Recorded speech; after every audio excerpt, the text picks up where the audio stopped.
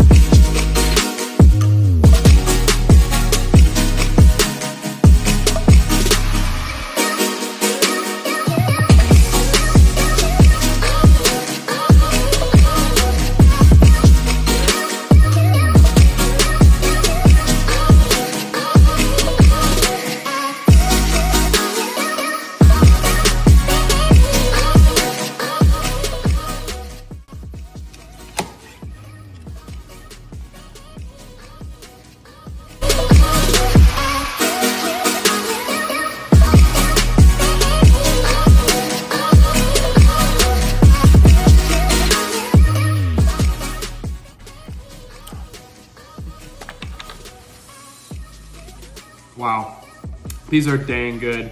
I'll be honest, I was pretty nervous. I've never done deer ribs before, but these came out amazing. And I might actually like them better than pork ribs, so I don't think I will ever slice and dice them again. I think I'll probably leave them as ribs and do them on the smoker because these were bombs.